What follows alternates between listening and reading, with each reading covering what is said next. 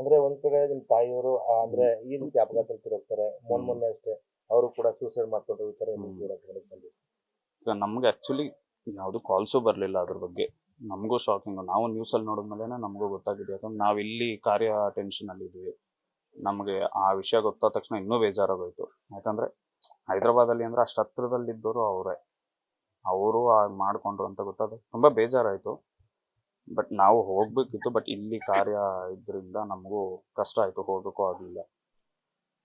ಅಂದ್ರೆ ಊರಿನ ಬಗ್ಗೆ ಅಂದ್ರೆ ಮನೆ ಕಟ್ಟೋ ವಿಚಾರಗಳಾಗಬಹುದು, ಆತರ ಏನಾದ್ರು ಕನ್ಸುಗಳು ಕಟ್ಕೊಂಡಿದ್ರ? ಮನೆ ಕಟ್ಟೋ ವಿಚಾರ ಅಂದ್ರೆ ನಾವು ಕಟ್ಟೋದಿಲ್ಲ ಅಂದ್ರೂ ತಗೊಳ್ಳೋ ವಿಚಾರ ನಡೀತಾನೆ ಇತ್ತು. ಹೈದರಾಬಾದ್ ಅಲ್ಲಿ ಫ್ಲಾಟ್ ಇದೆಯಲ್ಲ, ನಾವು ಆಲ್ರೆಡಿ ಬಂದು 1 or 2 years ಆಗಿತ್ತು.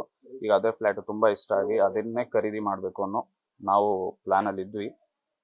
ಅಷ್ಟರಲ್ಲಿ ಇದಾಯ್ತು ಅಷ್ಟೇ. ಅಂದ್ರೆ ಇಲ್ಲಿ ತಂದೆಯವರು ಇಲ್ಲ, ಅವರು ಗಂಡ ಹೆಂಡತಿಗಿಂತ ಬೆಸ್ಟ್ ಫ್ರೆಂಡ್ಸ್ ತರಾನೇ ಇದ್ರು. ಯಾಕಂದ್ರೆ ಊರವ್ರಿಗೆ ಎಲ್ಲರಿಗೂ ಗೊತ್ತು. ನಾವು ನೋಡಿದೆ ತೆಲುಗಲ್ಲಿ ಏನೇನೋ ಟಾರ್ಚರ್ ಕೊಟ್ಟಿದ್ದಾರೆ, ಅದು ಇದು ಇಂತ ಅಲ್ಲ. ಅದ್ಯಾವುದು ಸತ್ಯ ಅಲ್ಲ. ನಾನೇ ಹೇಳ್ತೀನಲ್ಲ, ಊರ್ನವ್ರನ್ನ ಕೇಳಿ, ಅವ್ರು ನೋಡಿದ್ದಾರೆ ಎಲ್ಲ. ಅವ್ರ ಬಾಂಧವ್ಯ ಹೆಂಗಿತ್ತು, ಒಡನಾಟ ಹೇಗಿತ್ತು ಅನ್ನೋಂತ ಊರು ಹೇಳುತ್ತೆ. ಮಕ್ಕಳ ಭವಿಷ್ಯ ಬಗ್ಗೆ ಏನ್ ಕನಸುಗಳು ಕಟ್ಕೊಂಡಿದ್ದಾರೆ? ನಮ್ಮ ಭವಿಷ್ಯದ ಬಗ್ಗೆ ಅಂದ್ರೆ ಅವ್ರಿಗೆ ಇದ್ದದ್ದು ಏನಂದ್ರೆ